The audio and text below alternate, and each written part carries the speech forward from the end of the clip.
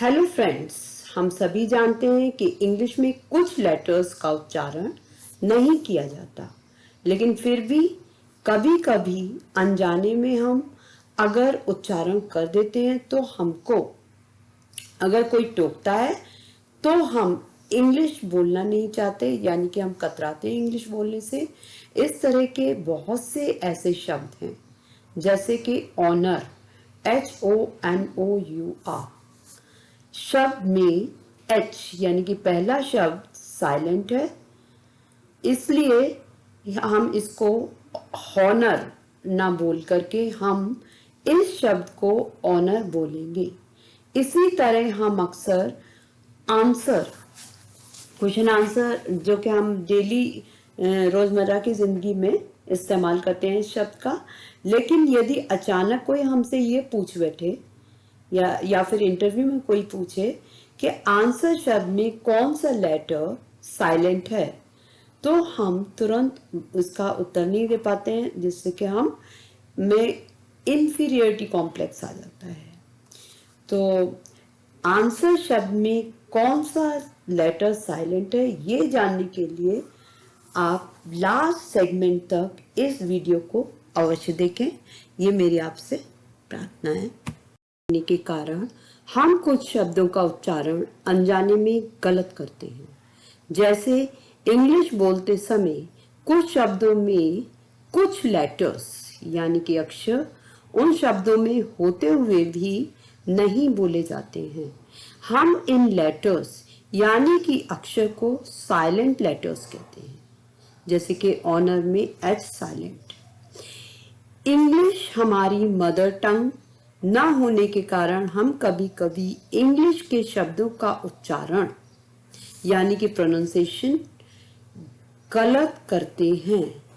अब प्रोनाउंसिएशन में भी जब हम इसका भी प्रोनाउंसिएशन शब्द का उच्चारण करते हैं तो कई बार हम उसमें भी गलत करते हैं, स्पेलिंग भी गलत कर देते हैं, प्रोनाउंसिएशन कहते हैं, that is wrong.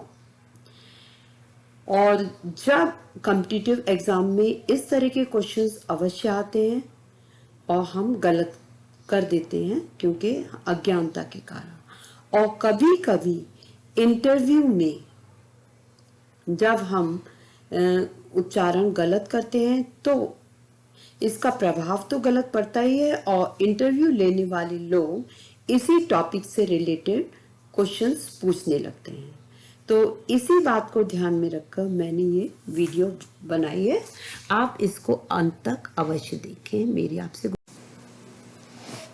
The first letter is pneumonia, और निमोनिया की स्पेलिंग है PHEUMONIA।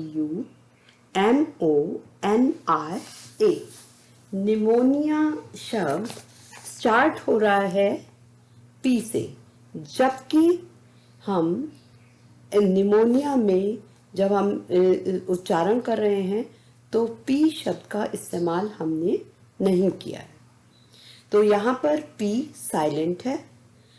तो इसके अकॉर्डिंग टू रूल P के बाद अगर N या S होने पर हम P को साइलेंट रखते हैं। जैसे साइकोलॉजी, हम पे साइकोलॉजी नहीं कहते, साइकोलॉजी PSYCHOLOGY, तो इसमें भी P साइलेंट है। द नेक्स्ट लेटर इज दो, THOUGH। शब्द के अंत में अगर GH या फिर GHT हो तो GH जो होगा, GH शब्द वो साइलेंट होगा। जैसे कि यहाँ पर THOU दो हम उच्चारण करेंगे, GH शब्द यहाँ पर दोनों शब्द साइलेंट हैं। इस बात का हमको ध्यान रखना है। इसी तरह से हाय, HIGH, इसमें हाय में GH साइलेंट होगा, साय SI प्रोनाउंस करेंगे और GH साइलेंट होगा। Next word is guard, GUARD, guard. इसमें यू साइलेंट है और हम जब उच्चारण करेंगे तो गार्ड करेंगे, यू की आवाज नहीं आ रही है इसमें। इसी तरह से चर्च, चर्च में CHURCH में यू की प्रोनाउंसिएशन हम नहीं करेंगे। नेक्स्ट वर्ड इज नॉट, लेकिन यहाँ पर नॉट की स्पेलिंग NOT होती है, लेकिन यहाँ शब्द है KNOT। तो यहाँ पर हम के साइलेंट है, तो ये ध्यान रखेंगे कि अगर रूल्स के अनुसार N से पहले के आता है तो के साइलेंट होगा, तो यहाँ पर KNOT नॉट नहीं होगा, नॉट होगा।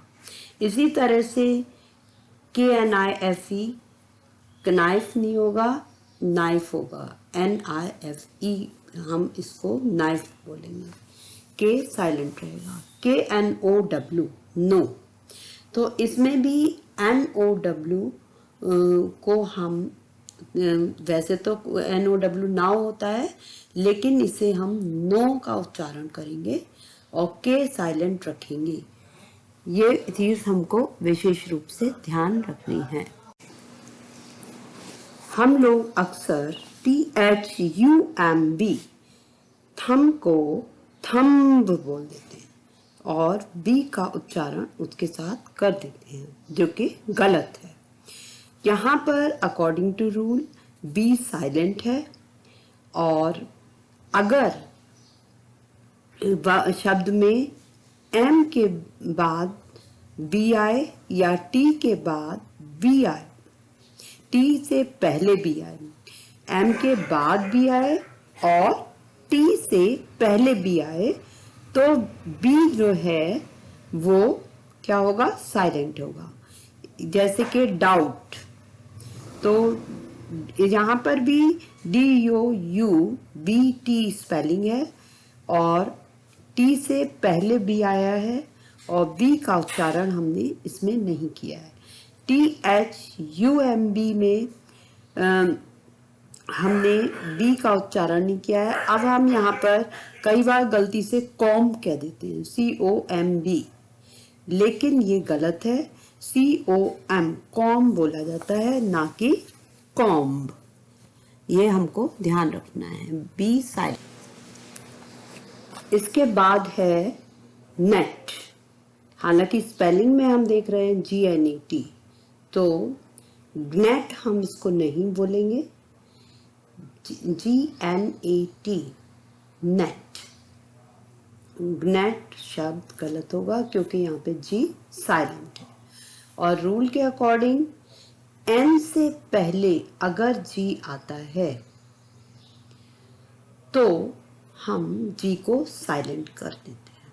जैसे साइन, SIGN, तो एन से पहले जी आया तो जी साइलेंट होगा, साइन, जी की उच्चारण हम नहीं कर रहे हैं। इसी तरह से डिजाइन, DESIGN, तो यहाँ पर भी एन से पहले जी है, इसलिए हमने जी को साइलेंट कर दिया है। तो साइलेंट का अर्थ अब अच्छे से समझ आ गया होगा। Next word is autumn.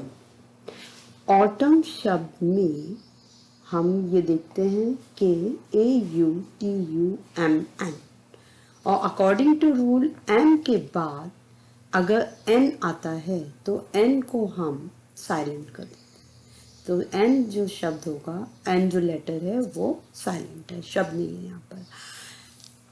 MN, तो हम यहाँ पे जब इसका उच्चारण करते हैं तो ऑटम, ऑटमन नहीं करते, ऑटम करते हैं, तो हम इस बात का ध्यान रखेंगे। इसी तरह से कॉलम, COLUMN, तो यहाँ पर भी एम के बाद एन आ रहा है तो हम कॉलम, एम तक इसका उच्चारण करेंगे, एन का उच्चारण हम नहीं करेंगे।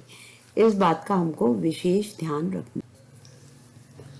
The last word is answer. This is the last segment, और जिसके बारे में हम बात कर रहे थे, हम डेली यूज में इस शब्द का उच्चारण करते हैं। और ये अगर हमसे ये पूछा जाए कि इसमें कौन सा शब्द साइलेंट है, कौन सा लेटर साइलेंट है, तो हम आंसर देने में असमर्थ पाते हैं खुद को। यहाँ पर W जो लेटर है वो साइलेंट है। इसी तरह से रॉन्ग, W यहाँ पर भी साइलेंट है, WRONG। तो RONG हम प्रोनाउंस करते हैं, ना कि रॉन्ग में W का उच्चारण नहीं करते। Thanks for watching the video. This is time for me to say goodbye.